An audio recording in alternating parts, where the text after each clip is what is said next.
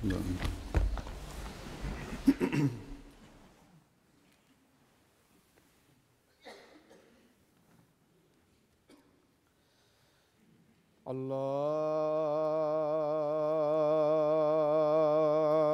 أكبر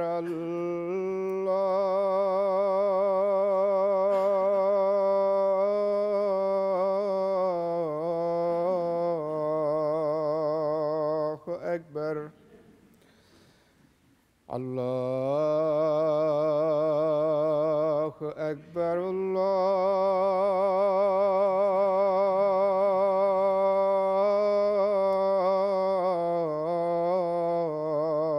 الله أكبر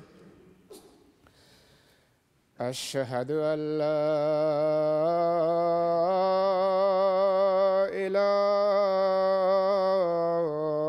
إله إلا الله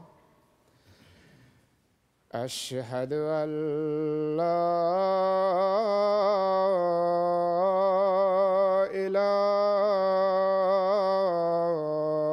إله إلا الله أشهد أن محمدًا رسول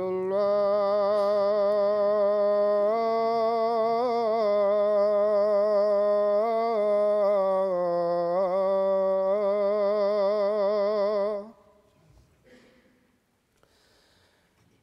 أشهد أن محمدًا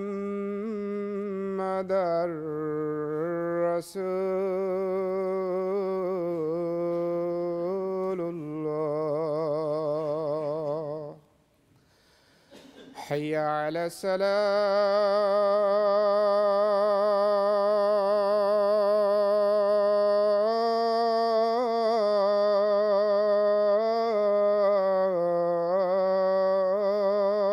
الصلاة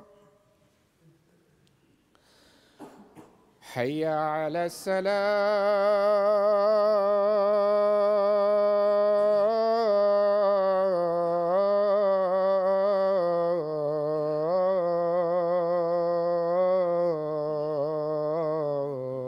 السلام حي على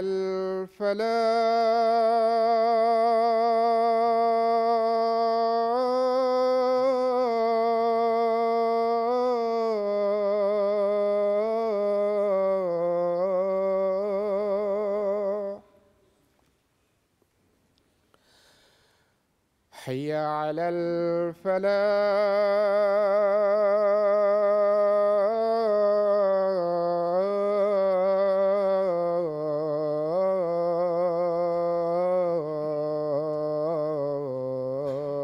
الفلاح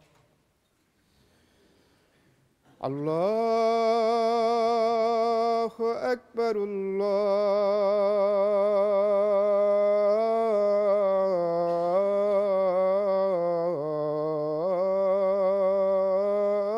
الله أكبر لا إله إلا الله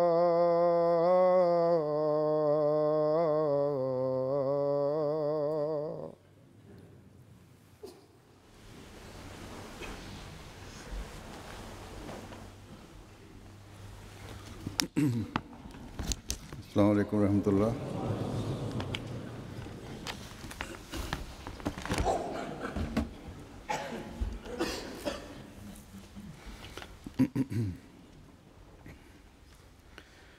أشهد أن لا إله إلا الله وحده لا شريك له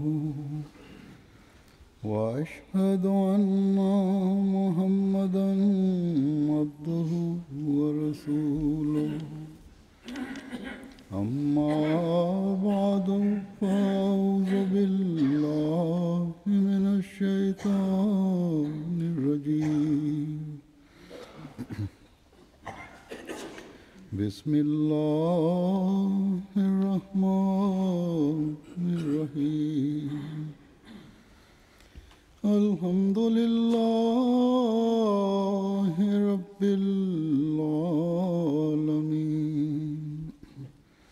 الرحمن الرحيم مالك يوم الدين إياك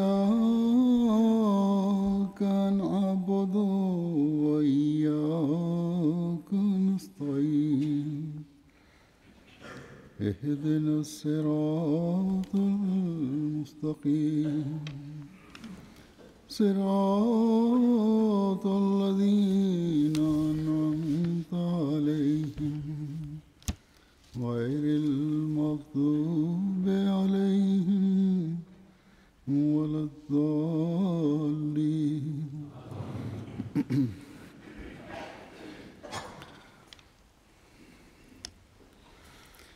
ایک روایت میں آتا ہے حضرت صلی اللہ علیہ وسلم نے فرمایا کہ اذکروا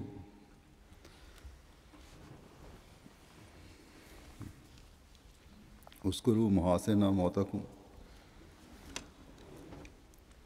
اپنے وفات پا جانے والوں کی خوبیوں کا ذکر کرو. اور پھر فرمایا اسی میں آگے کہ ان کی برائیاں بیان نہ کیا کرو. ہر انسان میں اچھائیاں بھی ہوتی ہیں اور کمزوریاں بھی ہوتی ہیں، لیکن وفات کے بعد کیونکہ انسان کا تعلق اس دنیا سے کٹ جاتا ہے، اس لیے اب اس دنیا میں کسی کمزوریوں اور برائیوں کا ذکر کرنے کی ضرورت نہیں.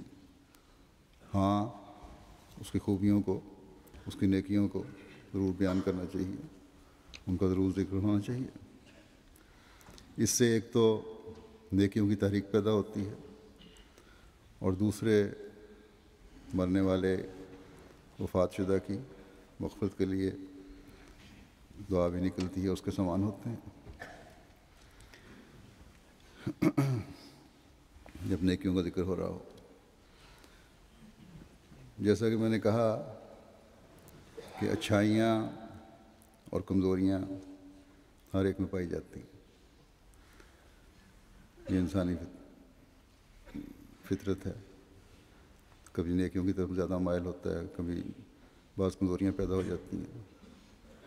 لیکن بعض انسان ایسے ہوتے ہیں جن کی خوبیاں اور نیکیاں ایسی چمک رہی ہوتی ہیں کہ بشری کمزوریوں کو بالکل نظروں سے اوجھل کر دیتی. ان کی نیکیاں اس طرح وسیع تر اور پھیلی ہوئی ہوتی ہیں کہ کمزوریاں ان کے پیچھے چھپ جاتی ہیں. اور بڑے خوش قسمت ہوتے ہیں وہ لوگ، ایسے لوگ کہ جن کی نیکیاں، ان کی خوبیاں ہر جاننے والے کی زبان پر ہوتی ہیں. اور ایک حدیث کے مطابق جب ایسی صورت ہو تو ایسے شخص پر جنت واجب ہو جاتی ہے. آج میں ایک ایسے شخص کا ذکر کروں گا جس کا ہر جاننے والا ان کی خوبیوں کے بیان میں رطب اللسان تھا. ایک ایسا شخص جو پاکستانی یا ہندوستانی احمدی نہیں تھا، کسی صحابی کی اولاد یا پیدائشی احمدی نہیں تھا. لمبے عرصے کی، بچپن سے لے کے جوانی تک اور پھر بڑھاپے تک خلفاء کے زیر اثر یا جماعت کے زیر سایہ اس کی تربیت نہیں تھی. چند سال پہلے حضرت مسیح موعود علیہ السلام کی بیعت میں آیا اور بہتوں کو پیچھے چھوڑ گیا. یہ ہمارے بھائی مکرم راوی البخاری صاحب تھے، جو رشین تھے، جن کی وفات 24 جنوری کو ہوئی. انا للہ و انا الیہ راجعون. گو یہ حضرت مسیح موعود علیہ السلام کے روس میں ایمان لانے والے، مسیح موعود علیہ السلام پر روس میں ایمان لانے والے ابتدائی مٹھی بھر ذروں میں سے ایک ذرہ تھے. لیکن اپنے علم و عرفان، اخلاص و وفا، بے نفسی، خلافت سے بے انتہا تعلق، عاجزی اور حضرت مسیح موعود علیہ السلام کے پیغام کو روس میں پہنچانے کی تڑپ کے لحاظ سے ایک روشن ستارہ تھا، جس نے بہتوں کی رہنمائی کا کام کیا، اور انشاءاللہ تعالی جب حضرت مسیح موعود علیہ السلام کے الہام کو کے پورا ہوتے ہوئے احمدیت روس میں ریت کے ذروں کی طرح پھیلے گی تو تاریخ انشاءاللہ تعالی ان کی خدمات کو، ربیع البخاری صاحب کی خدمات کو ہمیشہ یاد رکھے گی۔ اس وقت میں مکرم ربیع صاحب مرحوم کا کچھ مزید ذکر کرتا ہوں۔ ربیع صاحب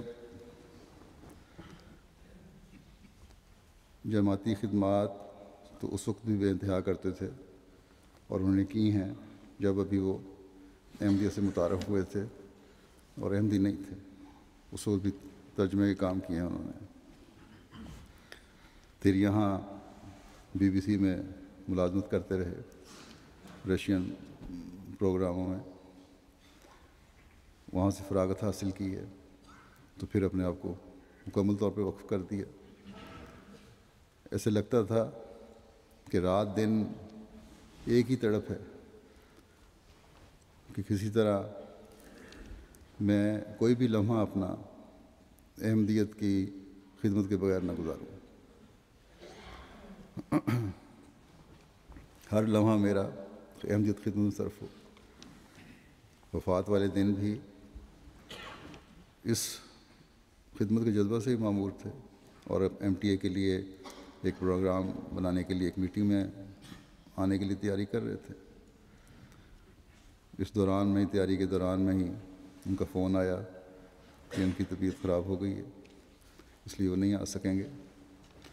انہیں بڑا سخت ہارٹ اٹیک ہوا جو جان لیوا ثابت ہوا، اور اس طرح وفات ہوئی، اور وفات کے وقت ان کی عمر 61 سال تھی۔ آپ کے لوائقین میں ایک اہلیہ ہیں، اور اولاد اپنی نہیں تھی۔ ایک اہلیہ کا ایک بیٹا تھا جو وفات پا چکا ہے پہلے۔ جماعت سے ربیع صاحب کا تعارف 1990 کے آغاز میں کلیم خاور صاحب کے ذریعے سے ہوا تھا۔ یہ تاتار قوم پر تحقیق کے سلسلے میں لندن آئے تو یہیں ان کا رابطہ ہوا۔ پھر حضرت خلیفۃ المسیح رابع رحمہ اللہ تعالیٰ سے ملاقاتوں کے نتیجے میں احمدیت میں داخل ہوئے۔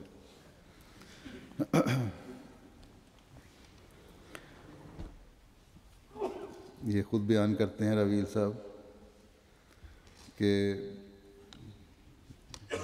ایک جگہ کہ اگرچہ میں پیدائشی مسلمان ہوں، لیکن دہریہ معاشرے کے باعث 1989 تک اسلام کے بارے میں علم نہ ہونے کے برابر تھا۔ جس معاشرے میں میری پرورش ہوئی اس زمانے میں اسلام اور ہماری مادری زبان تاتاری پر مکمل پابندی تھی۔ تاتاری زبان بولنے پہ بھی پابندی تھی۔ تاتاری زبان تدریسی نصاب سے بھی نکال دی گئی تھی، لیکن تاتاریوں میں اسلامی اثر قائم تھا، چاہے وہ پارٹی ورکر ہوں یا اسکول کے اساتذہ ہوں، ہر کام سے پہلے بسم اللہ ضرور کہتے تھے۔ تاتاری ثقافت جو کہ 1000 سال پرانی ہے، اس پر ہمیشہ سے اسلام کا اثر رہا ہے۔ اس لیے دہریت کا جو زور میرے والدین کے زمانے میں تھا، میری پرورش کے دوران وہ قدرے کم تھا۔ میں یہ نہیں کہہ سکتا کہ میں چھپا ہوا مسلمان تھا جسے ہمیشہ خیال رہتا ہے کہ وہ کس طرح موقع پا کر مسجد جائے اور نمازیں ادا کرے۔ ایسا بالکل نہ تھا۔ میں ایک طالب علم تھا، میں نوجوان تھا، اور اس معاشرے کے مطابق جو بات میرے ذہن میں آتی وہ کرتا تھا۔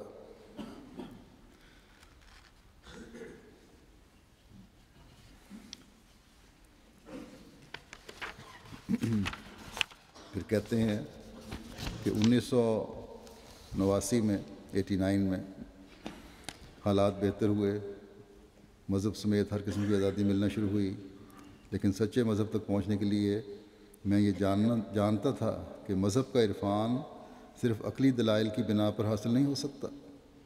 ایمان کی نعمت خدا خود عطا کرتا ہے۔ میں ایک شش و پنج میں مبتلا تھا۔ عقلی طور پر میں سمجھ چکا تھا کہ یہ صرف اور صرف اسلام ہی ہے جو کہ بہترین تعلیم دیتا ہے، لیکن اس کے باوجود میری روح بالکل خالی تھی، اور واحد چیز جس نے مجھے ان شکوک و شبہات سے نجات دلائی وہ چند افراد تھے جو مجھے لندن میں ملے، جنہیں اب میں سچا اور حقیقی مسلمان سمجھتا ہوں، اور یہ وہ جماعت تھی جو کہ عالم اسلام میں ملحد سمجھے جاتے ہیں، یعنی احمدیہ مسلم جماعت۔ پھر لکھتے ہیں کہ احمدیہ جماعت کی تعلیم یہ ہے کہ کوئی اس وقت تک خدا کی محبت حاصل نہیں کر سکتا جب تک وہ خدا کی مخلوق سے محبت نہیں کرتا۔ یہ جانتے ہی مجھے یقین ہو گیا کہ یہی میری منزل ہے۔ یہاں مجھے سب کچھ اکٹھا مل گیا، یعنی میری تعلیم، علم اور عقل اور عقلی دلائل کے لیے میری پیاس، سچے مذہب کی تلاش اور روحانی تجربات، سب کچھ ایک ہی جگہ مل گیا۔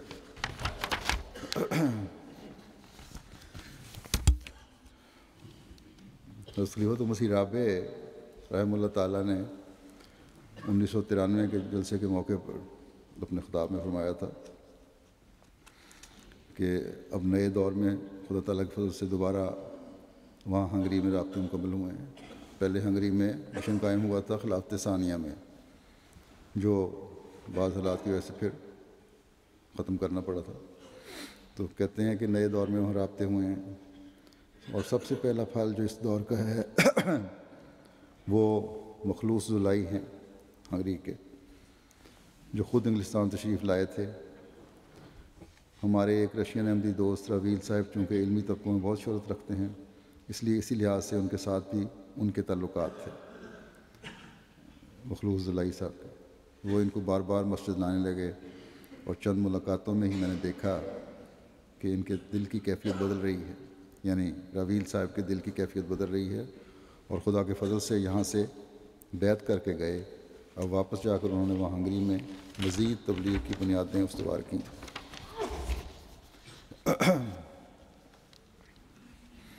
اور راویل صاحب نے وہاں جو گزشتہ دورہ کیا ہے، اس کے نتیجے میں اب وہاں جماعتیں خدا کے فضل سے مستحکم ہو گئی ہیں، اور جو آثار وہاں ظاہر ہو رہے ہیں اس سے امید ہے اب وہاں جماعت کو جلد فروغ نصیب ہوگا۔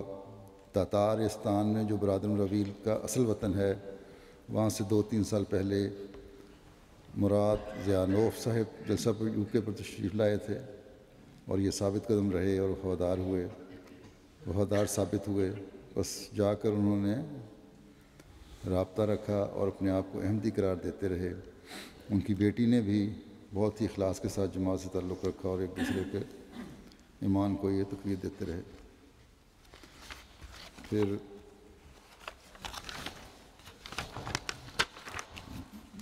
فرماتے ہیں کہ احمدیت کو قبول کرنا ان قوموں کے لیے اتنا آسان نہیں جو 70 سال تک دہریت کے زہر سے مسموم رہے۔ اس کے نتیجے میں باوجود اس کے کہ اسلام سے تعلق ٹوٹا نہیں، اسلام سے تعلق ٹوٹا نہیں، اور اسلامیت کا شعور ان کے دلوں میں قائم رہا، لیکن عملاً اسلام کی تفاصیل سے کچھ آگاہی نہیں تھی، اور بحیثیت مسلم نیشن کے تو اسلام کے اندر رہے، لیکن بحیثیت مذہب اسلام کے یہ عملاً اسلام سے باہر ہی رہے۔ ان کو دوبارہ اسلام میں داخل کرنا اور خدا تعالیٰ کی وحدانیت اور حقانیت کا یقین دلوں میں جاں گزین کرنا محنت طلب ہے، اور دعاؤں کا محتاج ہے، اور اعجاز کا منتظر ہے۔ اس لیے دعائیں کریں۔ ہم جس حد تک محنت کر رہے ہیں، دعائیں بھی کرتے ہیں۔ ساری جماعت دعا کرے کہ اللہ تعالیٰ وہاں اعجازی نشان دکھائے، کیونکہ در حقیقت روحانی انقلابات کے لیے دعاؤں سے بہت بڑھ کر اعجازی نشان کام آتے ہیں۔ جیسا کہ میں نے بتایا کہ آپ پیدائشی احمدی تو نہیں تھے، لیکن ان کو دیکھ کر یہی محسوس ہوتا تھا کہ گویا وہ ہمیشہ سے ہی احمدی تھے۔ وہ صحیح معنوں میں احمدیت کے ایک سفیر تھے۔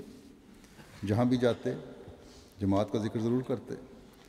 جہاں ان کو خدشہ ہوتا کہ جماعت کے نام سے ریئیکشن ممکن ہے تو وہاں حکمت کے ساتھ اسلام کا پیغام دیتے اور جماعتی تعلیمات بیان کرتے، تو لوگ جب پوچھتے کہ یہ کن کے عقائد ہیں تو جماعت کا نام بتا دیتے اور پھر پورا تعارف کروایا کرتے۔ ہمیشہ اس بات کا خیال رکھا کرتے تھے کہ کس محفل میں کس طرح کی کتب دینا مناسب رہے گا، کس قسم کا لٹریچر دینا مناسب رہے گا۔ ان کے حلقہ احباب میں سیاستدان، ادیب، شاعر، ڈاکٹر، کالج اور یونیورسٹیز کے اساتذہ اور طلباء، ماہرین اقتصادیات، نیز مختلف شعبہ زندگی سے تعلق رکھنے والے مرد و خواتین شامل تھے۔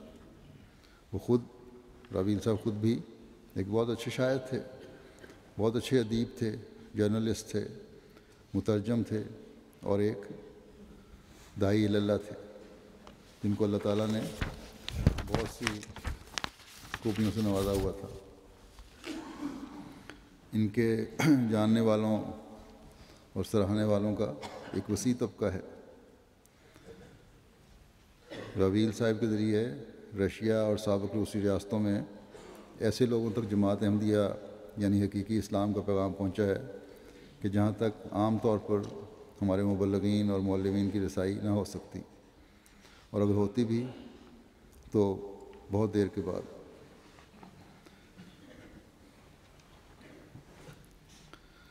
جب آپ ماسکو جاتے تو اکثر علمی اور ادبی شاعری محافل میں حصہ لیتے تھے، اور اس قسم کے پروگراموں کے دوران ہمیشہ کسی نہ کسی رنگ میں جماعت کا ذکر کر دیا کرتے تھے، اور اپنے ساتھیوں یعنی احمدیوں کو پہلے ہی کہہ دیا کرتے تھے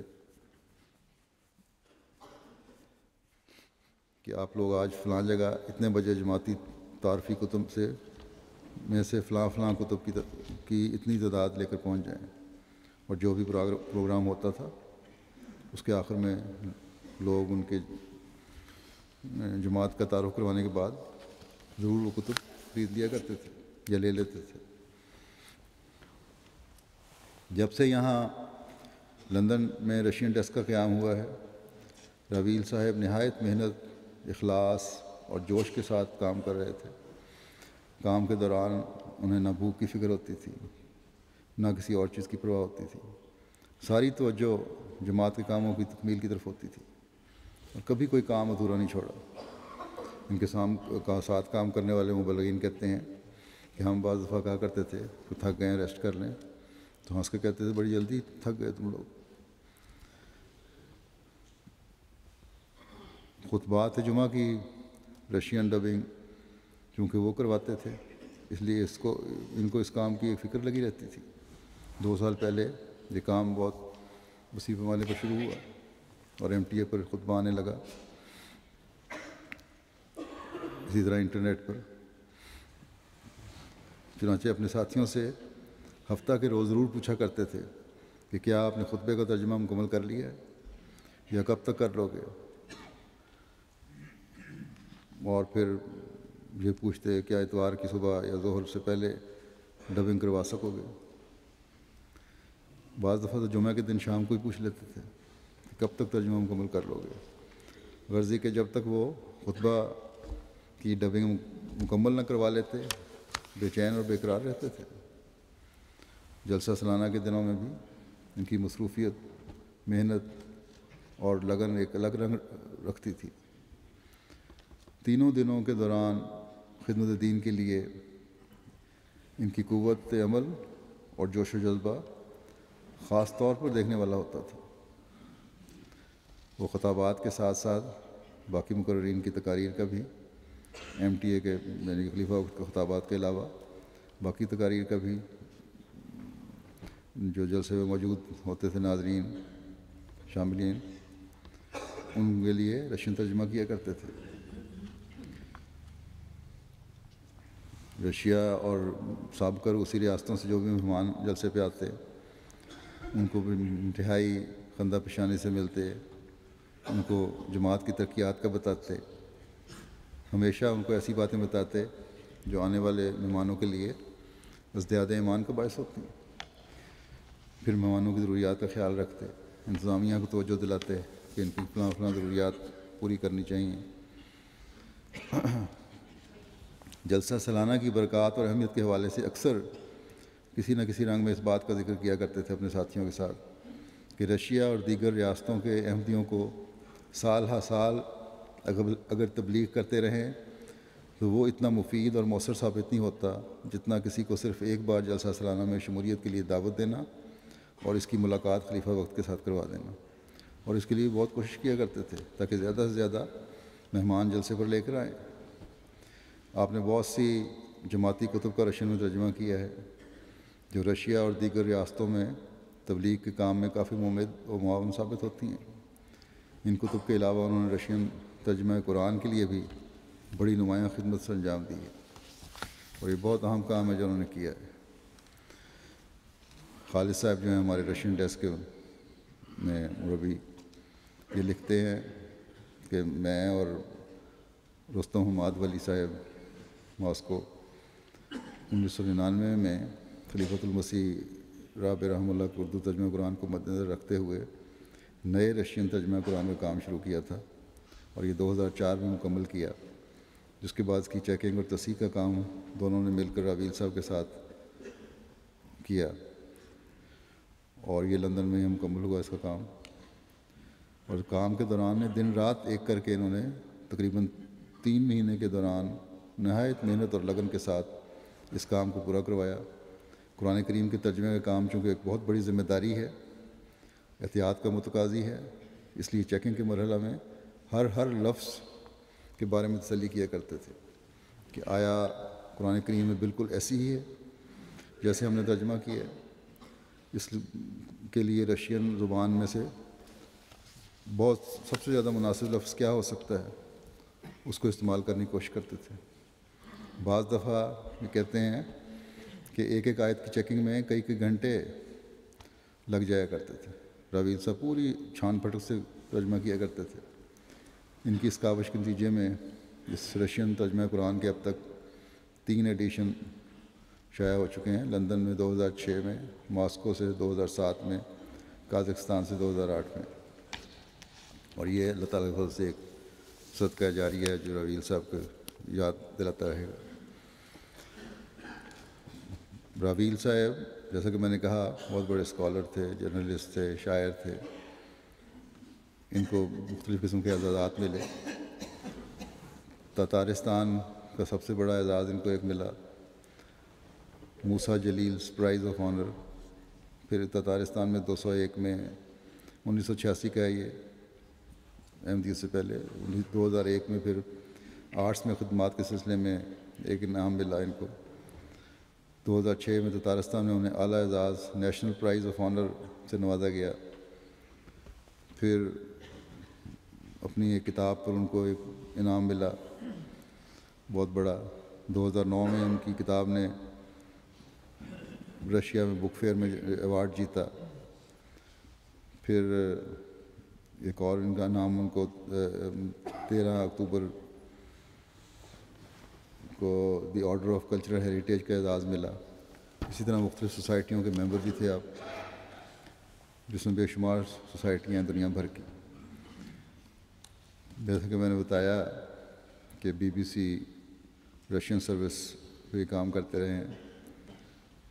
ان کے جو ساتھی ہیں اینڈریو اوسٹالسکی، وہ کہتے ہیں جو BBC کی رشین سروس کے مدیر اعلیٰ رہے ہیں، انہوں نے ان کو خراج عقیدت وفات کے بعد اس طرح پیش کیا۔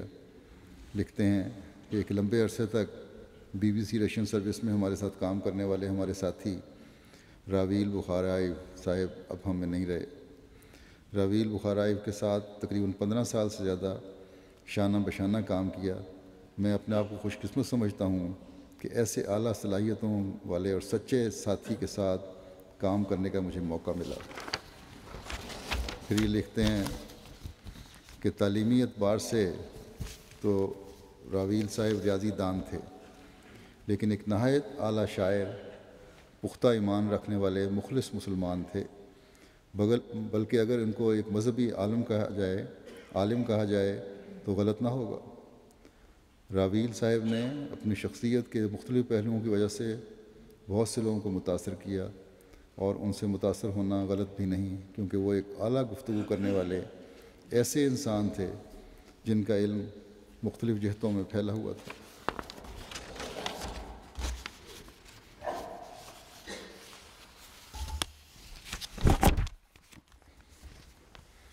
اور جو لوگ ان سے ملے ہیں وہ جانتے ہیں یقیناً کہ بڑا میٹھا اور پیارا انداز تھا ان کا بولنے کا، اپنا گرویدہ کر لیتے تھے۔ راویل صاحب اپنی کتاب داروگا بوگ زنائی کو دا رشین نام ہے، یعنی یہ راہ کدھر لے جائے خدا ہی جانتا ہے، اس میں اس بات کا ذکر کرتے ہوئے کس طرح جماعت میں سے متعارف ہوئے لکھتے ہیں کہ ایک دن میں شام کے وقت، خلاصہ اس کا یہ ہے کہ شام کے وقت میں یہاں ٹی وی پہ بیٹھا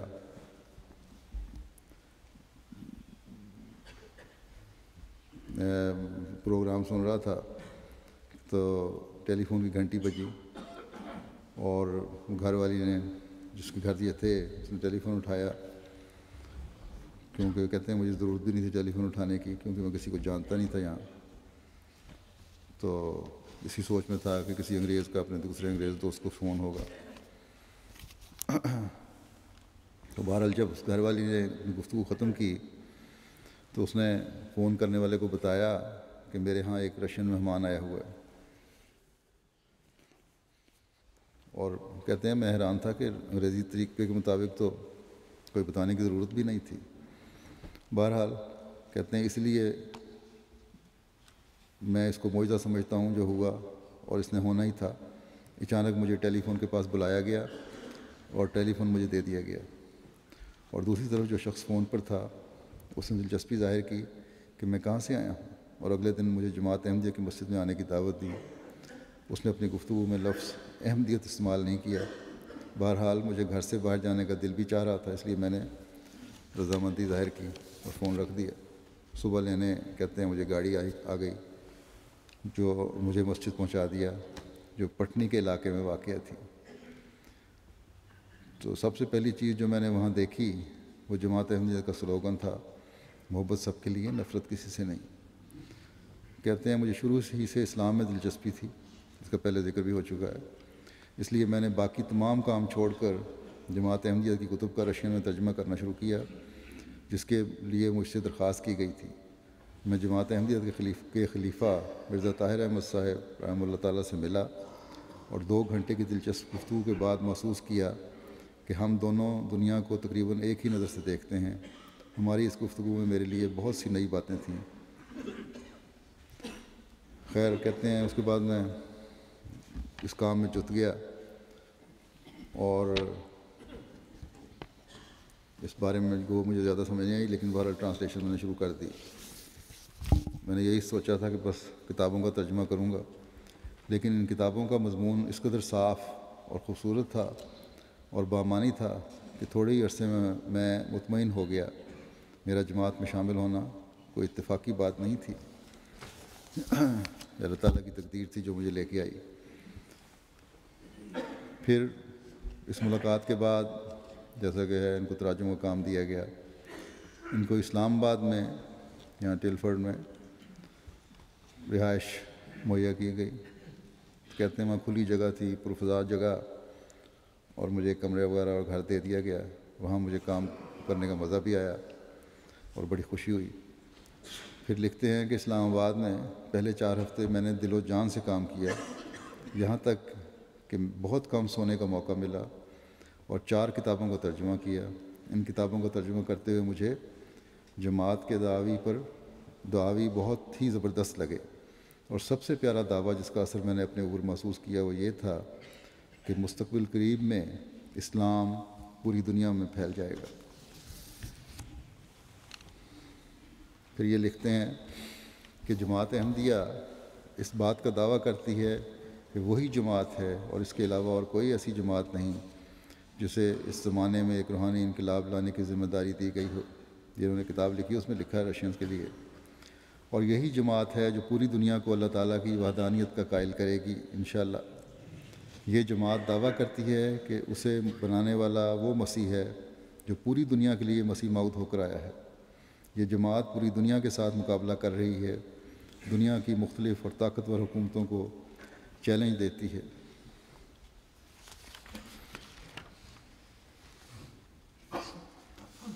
اس چھوٹی سی جماعت نے جو چیلنج دیے ہیں وہ صرف اسلام کی اس تفسیر کے مطابق ہی نہیں دیے جو اوائل زمانہ میں پائی جاتی تھی، بلکہ دنیا کے ہر مذہب کو، جس میں عیسائیت بھی شامل ہے، روحانی میدان میں کھلے چیلنج دے رکھے ہیں۔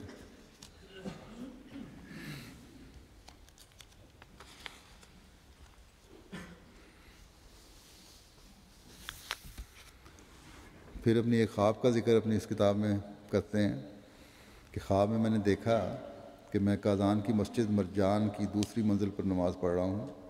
اس جگہ بہت سے لوگ ہیں جو سنتیں ادا کر رہے ہیں اور ان کے آگے باجماعت نماز کے لیے صفیں باندھی جا رہی ہیں۔ اس وقت میں دیکھتا ہوں کہ باقی سارے لوگ تو محراب کی طرف رخ کیے ہوئے ہیں، یعنی اس طرف جس طرف ان کو رخ کرنا چاہیے، لیکن میں نے کھڑکی کی طرف رخ کیا ہوا ہے جس میں سے میرے اوپر سورج کی روشنی پڑ رہی ہے۔ میں اپنے آپ سے ہی سوال کرتا ہوں کہ میرا رخ اس طرف کیوں نہیں جس طرف باقی سب دیکھ رہے ہیں، اور پھر خواب میں ہی کہتا ہوں کہ ہاں، میں تو سفر میں ہوں، اور اسلام کی تعلیم کے مطابق مسافر سفر میں نماز پڑھتے ہوئے اسی طرف دیکھتا ہے جس طرح وہ سفر کر رہا ہوتا ہے، یعنی اس موقع پر وہاں دیکھنا میرے لیے صحیح تھا جہاں سے روشنی آ رہی تھی۔ پھر لکھتے ہیں کہ نماز خواب کا ذکر کرتے ہوئے کہ نماز باجماعت کے لیے تکبیر کہی جاتی ہے اور میں باقی تمام لوگوں کے ساتھ صف میں کھڑا ہو جاتا ہوں۔ پھر یہ نظارہ بدلتا ہے۔ اچانک میں کیا دیکھتا ہوں کہ میں تو بالکل برہنہ ہوں اور صرف میرا سر ڈھکا ہوا ہے، لیکن وہاں اتنے لوگوں کی موجودگی کے باوجود مجھے کوئی شرم محسوس نہیں ہو رہی۔ اس کے علاوہ مسجد کا ماحول بھی غیر معمولی تھا، اور اوپر کی طرف گیلری میں تاریخ خواتین سفید رنگ کی چادریں لیے کھڑی تھیں۔ مجھے ان تمام لوگوں کے سامنے اپنی اس برہنہ حالت پر بالکل شرم محسوس نہیں ہو رہی، جیسا کہ ایک نوزائیدہ بچہ ہوتا ہے۔ میرے ذہن میں یہ بات بھی آئی کہ میں اللہ تعالیٰ کے سامنے کس طرح اس برہنہ حالت میں کھڑا ہوں۔ تو کہتے ہیں میں نے یہ عجیب و غریب خواب خلیفۃ مسیح رابع کو سنائی تو مجھے جواب ملا کہ کوئی انسان بھی امید نہیں کر سکتا کہ وہ روحانی طور پر دوبارہ نئی زندگی پائے اور خدائے واحد کی طرف اپنا سفر شروع کرے جب تک کہ وہ اپنے پہلے کپڑے نہ اتارے اور اللہ تعالیٰ کے حضور ایک مفلسی کی اور برہنہ حالت میں نہ کھڑا ہو۔ لکھتے ہیں کہ پس اس خواب سے مجھے معلوم ہو گیا کہ اب میرے اندر کوئی وہم نہیں ہے۔ اس دفعہ مجھ پر ایک اور حقیقت کھلی کہ صرف روحانی طور پر دوبارہ پیدائش ہی ضروری نہیں، بلکہ پچھلے تمام گناہوں سے پاک ہوتے ہوئے، جن سے صرف اللہ تعالیٰ ہی پاک کر سکتا ہے، ایک نئی زندگی کا آغاز کرنا بھی بہت اہم ہے۔ پھر کہتے ہیں کہ جب سے میں نے اس راستے پر چلنے کا فیصلہ کیا ہے اور اپنی جماعت احمدیہ کے ساتھ چل رہا ہوں اور تمہیں اور باقی تمام لوگوں کو بھی اس کی طرف بلاتا ہوں، میری تبلیغ کر رہے ہیں اپنے رشین لوگوں کو، کہ میری بہت سی پوشیدہ خواہشات پوری ہوئیں اور میری زندگی اس طرح کے غیر معمولی واقعات سے بھری پڑی ہے جنہیں اتفاقات کا نام دیا جاتا ہے۔ پھر ہم نے اسی کتاب میں اپنے بعض واقعات کا ذکر کیا ہے۔ راویل صاحب نے بعض جماعتی کتب کا خود رشین میں ترجمہ کیا اور بعض کتب کے تراجم کی چیکنگ اور اصلاح کا کام کیا۔ جو انہوں نے ترجمہ کیے ہیں ان میں دعوت الامیر ہے، مذہب کے نام پر خون ہے، سٹوریز فرام ارلی اسلام ہے، اور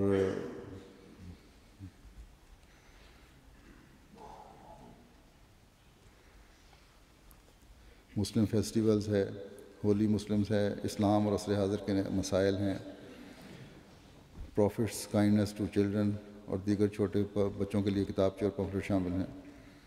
اسی طرح جن کی چیکنگ کی ہے انہوں نے کتابوں کی، اس میں اسلامی اصول کی فلاسفی، مسیح ہندوستان میں، ہماری تعلیم، دیباچہ تفسیر القرآن، اسلام کا اقتصادی نظام، اسلام میں عورت کا مقام اور لائف آف محمد صلی اللہ علیہ وسلم شامل ہیں۔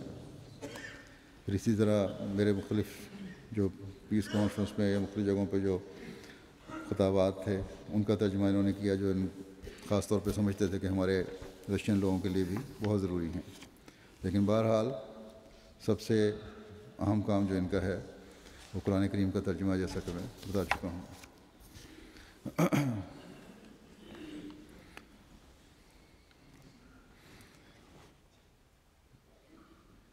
BBC یا مختلف ویب سائٹس نے راویل صاحب کو وفات کے بعد ان کو خراج تحسین پیش کیا ہے. تو اس نے مضمون لکھا ہے BBC.Russian والوں نے. مضمون لکھنے والے کا نام ہے آندرے آستلسکی. ان کی خصوصیات لکھی ہیں کہ بڑا وقت پہ کام کرتے تھے, کبھی لیٹ نہیں ہوئے تھے, ہمارے لیے ایک نمونہ ہوتے تھے. وہ سچے مسلمان تھے, بلکہ مذہبی عالم تھے, جیسے پہلے ذکر ہو چکا ہے.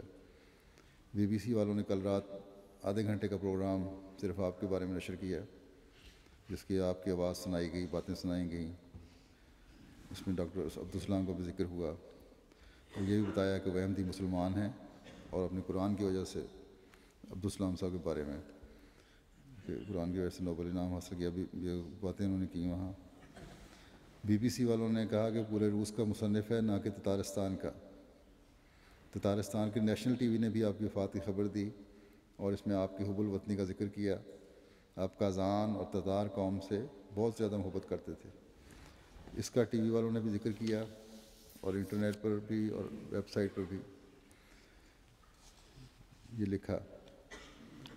آپ کے بارے میں انٹرنیٹ میں لکھا ہوا ہے کہ وہ احمدی مسلمان ہے, اور آپ کے بارے میں اس یوکرائن ویب سائٹ میں, جس کا یہاں نمبر دیا ہوا ہے, آپ کو انٹرویو شائع ہوا ہے, جس میں آپ نے احمدیت سے وابستگی کا کھلے طور پر ذکر کیا ہے. جس میں ایک سوال کے جواب میں فرماتے ہیں کہ دنیا کا میرا سفر آسٹریلیا سے شروع ہوا, جب مجھے وہاں سے عالمگیر جماعت احمدیہ نے لندن بلایا.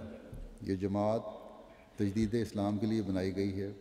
ان کا ماٹو محبت سب کے لیے, نفرت کسی سے نہیں, میرے من کے مطابق تھا, اور ان میں سے کوئی ایسا کام نہ دیکھا جو مخالف اسلام مخالف اسلام کہا جا سکتا ہو.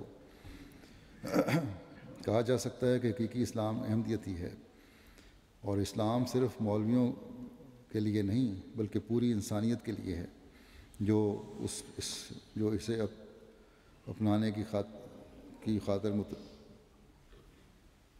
خاطر متلاشی رہتے ہیں اور اپنے ایمان سے محبت کرتے ہیں. لکھتے ہیں کہ جب مجھے اپنا راستہ مل گیا اور اسلام کی بنیادی تعلیم اور انگلش زبان بھی سیکھنے کا موقع ملا ان ترجموں کے دوران, یہاں رہنے کے دوران, اس کے بعد جب کہ میں عام زندگی سے کٹ گیا تو اللہ کا کرنا ایسا ہوا کہ مجھے ہر طرف سے کام کرنے کے لیے دعوت نامے آنے شروع ہو گئے. پہلے کا کام نہیں ملتا تھا, احمدیت قبول کرنے کے بعد, ترجموں کے بعد ایسی برکت پڑی کہ ہر طرف سے دعوت نامے آنے شروع ہو گئے, اور مجھے روس میں کئی بار اسلامی کانفرنس میں بھی بلایا گیا. ایک سوال پر کہ کیا آپ کا کوئی استاد ہے, تو اس کے جواب میں فرماتے ہیں کہ والدین کے بعد میرے استاد جماعت احمدیہ کے خلیفہ ہیں. ایسا استاد مجھے بہت لیٹ ملا ہے, کاش کہ 20 سال قبل مجھے ایسا استاد مل جاتا تو میں بہت کچھ کر لیتا.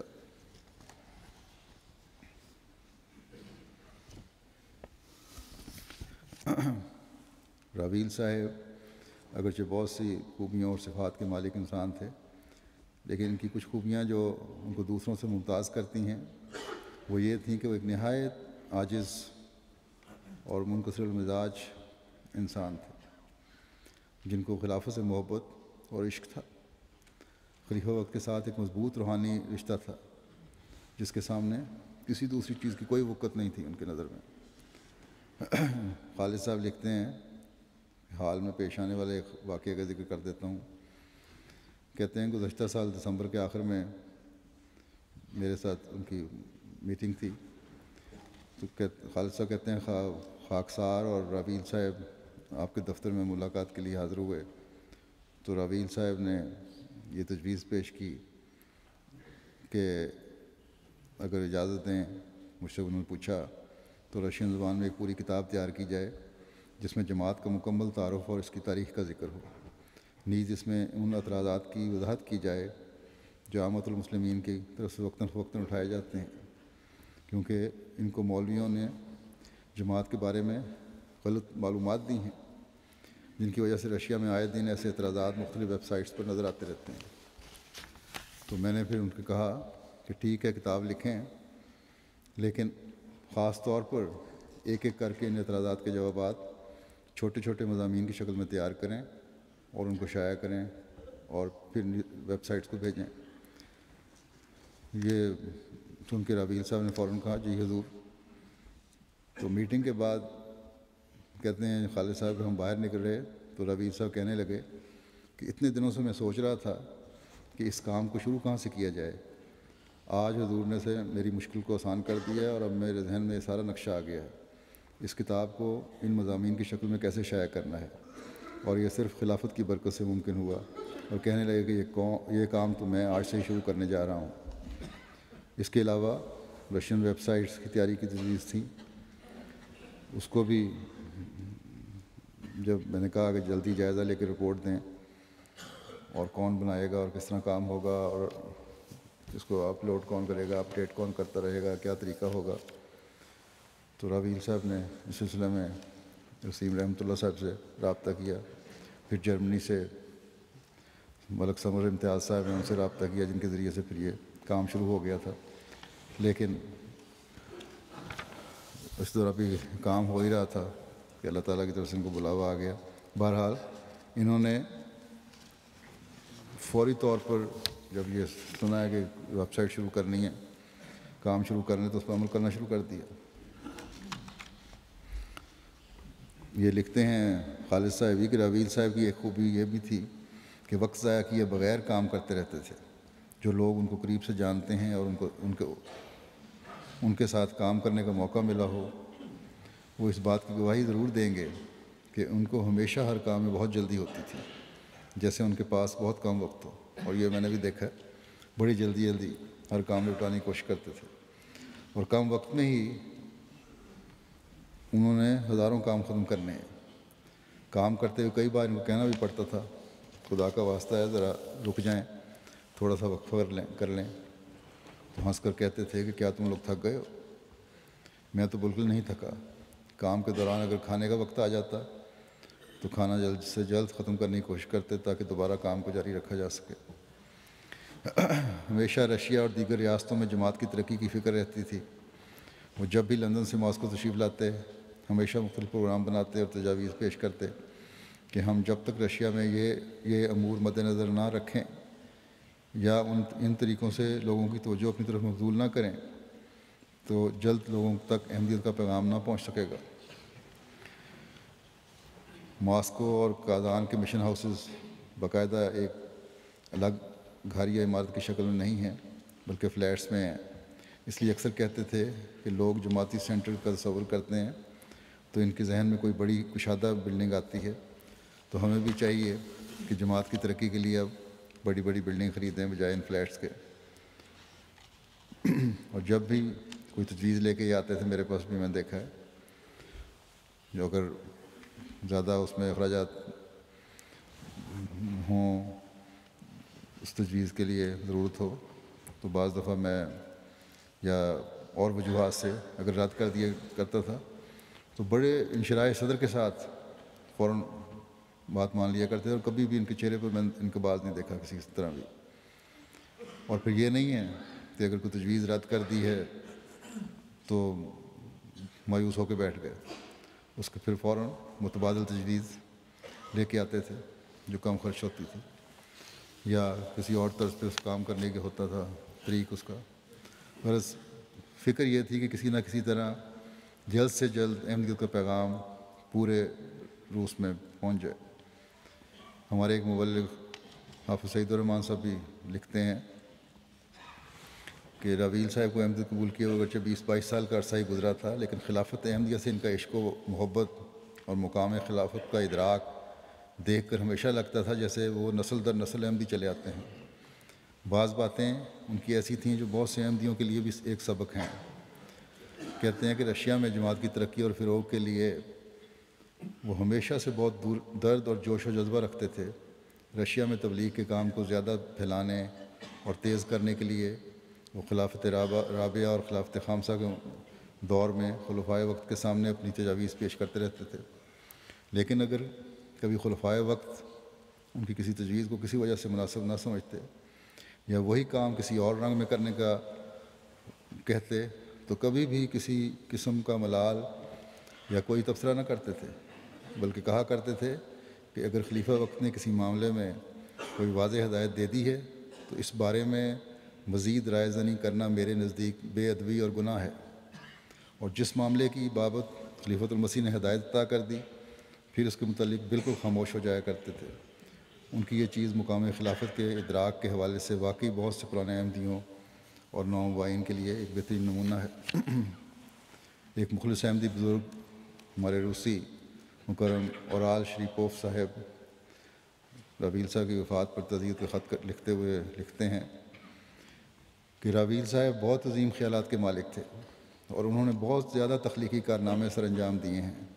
وہ محنت کرنے، اپنی قوم اور مذہب اسلام کی حکمت و دانشمندی سے خدمت کرنے کو اپنا ایمان سمجھتے تھے، اس لیے انہوں نے مسلمانوں کی اصلاح پسند جماعت احمدیہ کو چنا اور اس میں شامل ہوئے۔ پھر ہمارے قازقستان سے ایک معلم رفات توکاموف صاحب نے تعزیت کے خط میں لکھا کہ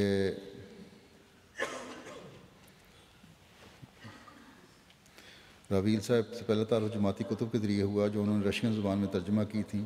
راویل صاحب ایک بہت اچھے اور شریف آدمی تھے۔ ہم نے سنا ہے کہ اپنے آپریشن سے پہلے انہوں نے کہا تھا کہ اگر آپریشن کے بعد مجھے جینے کا موقع ملا تو میں اپنی زندگی وقف کر دوں گا۔ مکرم راویل صاحب انتہائی مخلص اور اپنے قول کے پکے تھے۔ ایک دفعہ جب وہ MTA کی ٹیم کے ساتھ لندن جا رہے تھے تو کہتے ہیں میں نے ان کو درخواست کی کہ مجھے دعا کے لیے کہنے کی۔ وہاں پہنچ کے انہوں نے خط لکھا باقاعدہ کہ میں نے تمہاری درخواست دعا کی پہنچا دی ہے۔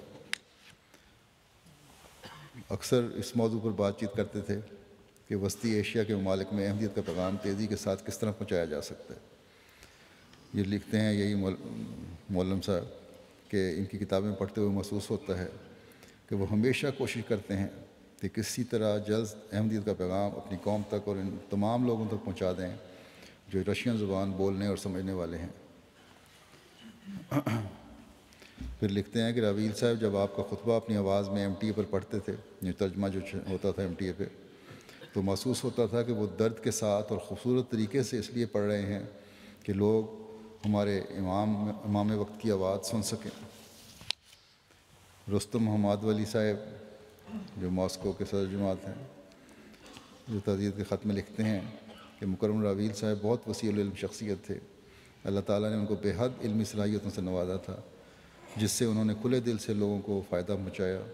جماعت احمدیہ مسلمہ کو قبول کرنے کے بعد انہوں نے کامل طور پر اپنے آپ کو اللہ تعالیٰ کی عبودیت، جماعت اور لوگوں کی خدمت کے لیے وقف کر دیا تھا، جس کے بعد ان کی شاندار انسانی خصوصیات مثلاً عاجزی، انسانیت سے پیار، نرمی و شفقت، خلوص، عفو و درگزر، ہمیشہ خدا سے ہی اپنے حاجات طلب کرنا، ہمیشہ سب کی مدد کے لیے کوشاں رہنا اور اپنی تمام بہترین صلاحیتوں میں دوسروں کو شریک کرنا شامل ہیں۔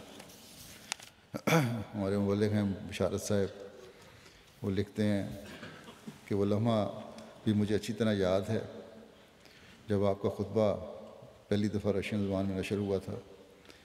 2 سال پہلے یہ شروع ہوا تھا نا یہاں سے جانا، تو میرے ساتھ ایک مقامی بزرگ احمدی مکرم تختوربہ صاحب بھی وہ خطبہ دیکھ رہے تھے۔ جب خطبہ ختم ہوا تو سب کی آنکھیں خوشی و مسرت سے پرنم تھیں اور سب نے ایک دوسرے کو گلے مل کر مبارکباد دی۔ یہ خطبہ بھی مکرم راویل صاحب کی آواز میں ریکارڈ ہوا تھا اور پھر ان کی آواز میں خطبات کا ایک سلسلہ شروع ہو گیا۔ اس طرح اللہ تعالیٰ کے فضل و کرم سے سیدنا مسیح پاک کے خلیفہ کی آواز کو رشین زبان بولنے والے بھائی بہنوں کو سب سے پہلے پہنچانے کا اعزاز بھی ان کو ہی نصیب ہوا۔ ان کو خلیفہ وقت کے دست و بازو بننے کی توفیق ملی۔ وہ پھر لکھتے ہیں کہ بعد میں آئے لیکن مگر خلافت کی برکت سے خلافت کے سایہ عاطفت میں ہم سے آگے نکل گئے۔ اللہ تعالیٰ ان سے پیار و محبت کا سلوک فرمائے۔ اللہ تعالیٰ ان جیسے بے شمار سلطان نصیر عطا فرمائے۔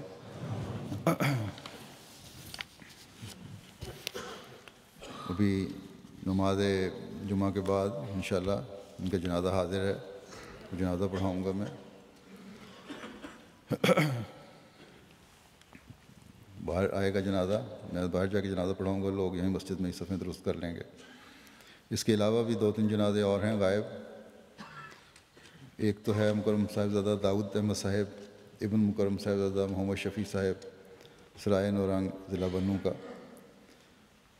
صاحبزادہ داؤد احمد صاحب شہید کا تعلق ننیال اور ددیال دونوں کی طرف سے حضرت صاحبزادہ عبداللطیف صاحب شہید کے ساتھ ہے۔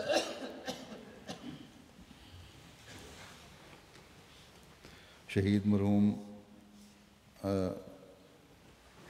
یہ جو صاحبزادہ داؤد احمد صاحب ہیں، ان کو بھی 23 جنوری کو رات 9:45 بجے ان کو شہید کر دیا گیا نورنگ میں۔ انا للہ و انا الیہ راجعون۔ شہید مرحوم کی والدہ محترمہ صاحبزادہ عبدالسلام صاحب کی بیٹی تھیں، جو حضرت صاحبزادہ عبداللطیف صاحب شہید کے بیٹے تھے۔ یوں آپ حضرت صاحبزادہ صاحب کے پڑنواسے تھے۔ اسی طرح ددیال کی طرف سے مکرم داؤد صاحب کے دادا مکرم صاحبزادہ عبدالرب صاحب حضرت صاحبزادہ صاحب کی بہن کے بیٹے تھے، جن کی شادی میر اکبر صاحب سے ہوئی اور بعد میں یہ لوگ لاہوری جماعت میں شامل ہو گئے تھے۔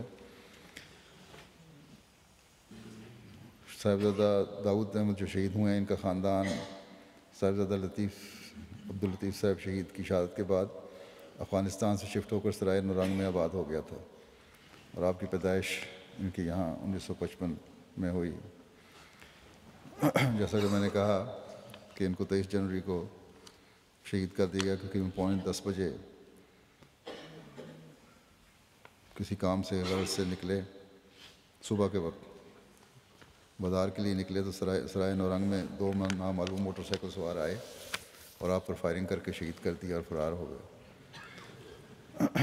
ان کی شہادت سے قبل مورخہ 17 جنوری 2012 بروز منگل کو سرائے نورنگ میں ختم نبوت والوں نے بہت بڑا جلسہ منعقد کیا تھا، جس میں انہوں نے جماعت کے خلاف کافی زیادہ گالی گلوچ کی اور سامعین کو اشتعال دلایا۔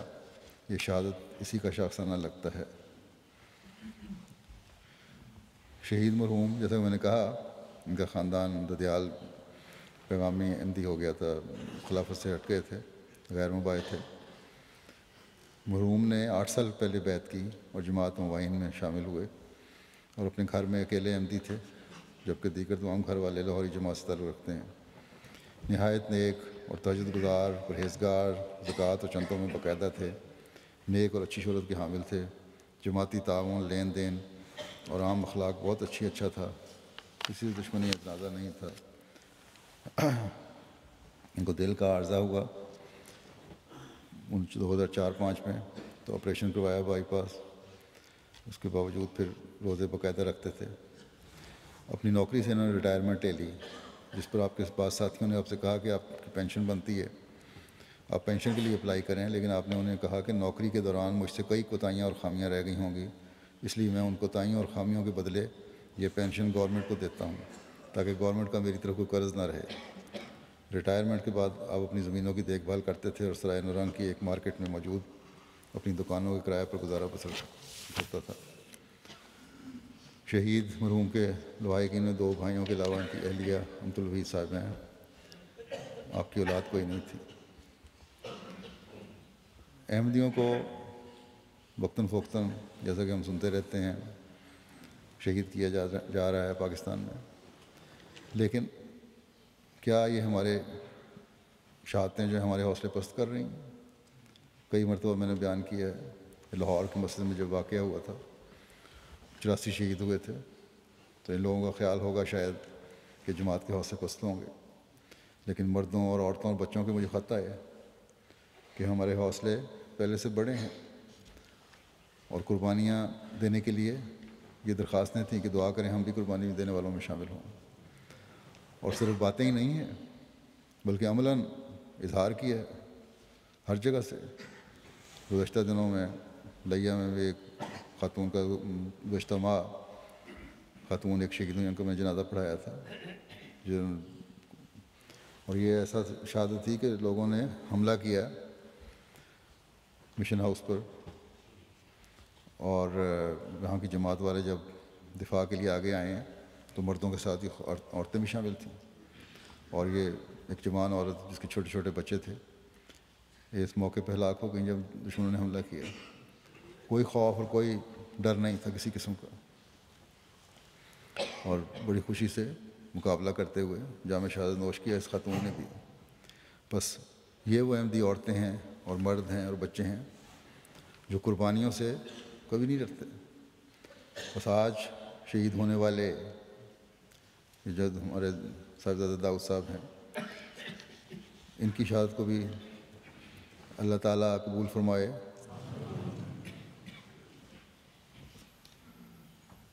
ان کی نیکیوں کو اللہ تعالیٰ نے قبول کرتے ہوئے ہی جماعت مباحثین میں شامل ہونے کی ان کو توفیق عطا فرمائی تھی، نیک فطرت کو، اور پھر یہ بھی توفیق دی کہ شہادت جیسا رتبہ پایا انہوں نے۔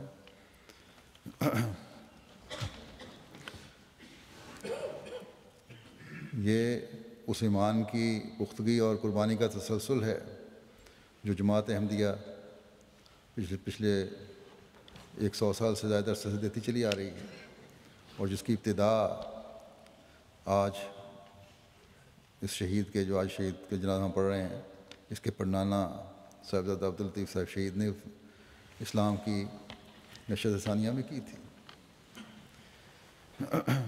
بس آج حضرت صاحبزادہ صاحب کی روح اس بات پر ایک مرتبہ پھر خوش ہوگی کہ ان کے خون نے 100 سال سے زائد عرصہ گزرنے کے بعد بھی اپنے فرض کو نبھایا ہے۔ پاکستان میں احمدیوں کے حالات آج کل بد سے بدتر ہو رہے ہیں، زیادہ سے زیادہ خراب کرنے کی کوشش کی جا رہی ہے۔ اس لیے پاکستانی احمدیوں کے لیے بہت دعائیں کریں، اللہ تعالیٰ ان کو ہر لحاظ سے محفوظ رکھے، ہر شر سے بچائے اور دشمنوں کی جلد پکڑ کے سامان پیدا فرمائے۔ دوسرا جنازہ جو ہے ہمارے ایک مخلص دوست مکرم مرزا نصیر احمد صاحب ایڈوکیٹ لاہور کا ہے، جو 25 دسمبر کو فوت ہوئے تھے۔ انا للہ و انا الیہ راجعون۔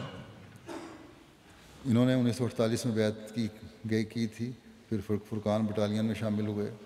1974 میں حضرت خلیفۃ المسیح الثالث رحمہ اللہ تعالیٰ نے جماعت کی طرف سے بعض وکلاء کی جو ٹیم بنائی تھی، آپ اس کے ممبر تھے، اور سپریم کورٹ میں وکیل کی حیثیت سے جماعت کی خدمت کی توفیق ملی، اور بحیثیت صحافی ہفتہ روزہ لاہور میں اپنے کالموں کے ذریعے بھی جماعت کی خدمت سر انجام دیتے رہے۔ متعدد جماعتی کیسز میں خدمت کے علاوہ آپ کو 1984 کے ظالمانہ آرڈیننس کے خلاف جماعت کی طرف سے شرعی عدالت میں پیش ہونے والے پینل میں بھی شامل ہونے کا موقع ملا۔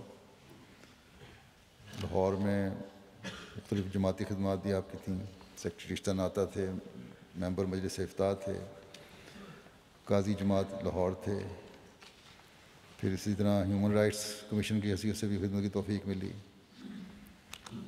یہ 28 مئی والے جو 2010 کو واقعہ ہوا اس دن بھی مسجد دارالذکر میں تھے،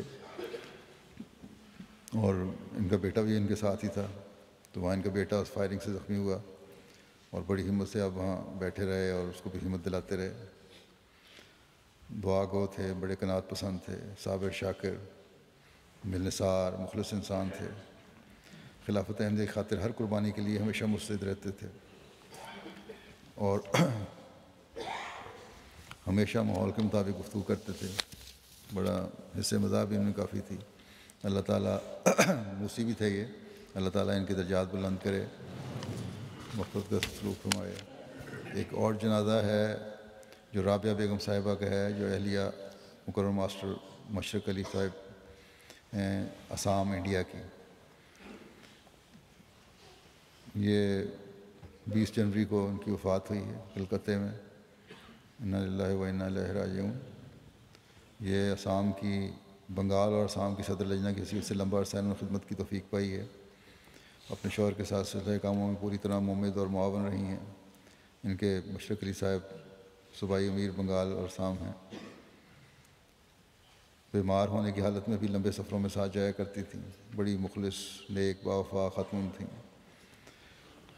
ان کے پسماندگان میں میاں کے علاوہ 3 بیٹیاں اور 2 بیٹے ہیں۔ ایک بیٹا ان کے عصمت اللہ صاحب ہیں، جو جلسے پہ بھی نظمیں پڑھتے ہیں، MTM میں ان کی کافی نظمیں ہیں، آج کل جاپان میں ہیں۔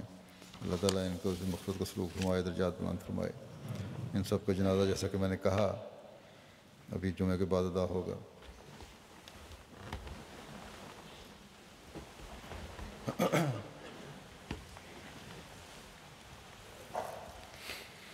الحمد لله الحمد لله نحمده ونستعينه ونستغفره ونؤمن به ونتوكل عليه ونعوذ بالله من شرور أنفسنا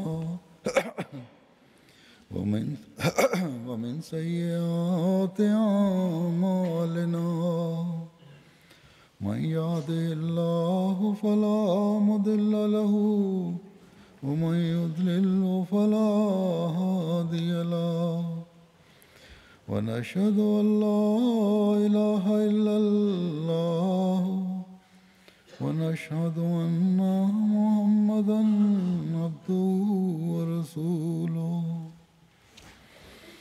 عباد الله رحمكم الله إن الله يأمر بالعدل والإحسان وإيتاء ذي القربى وينهى عن الفحشاء والمنكر والبغي يعظكم لعلكم تذكرون اذكروا الله يذكركم وادعوه يستجب لكم ولذكر الله أكبر.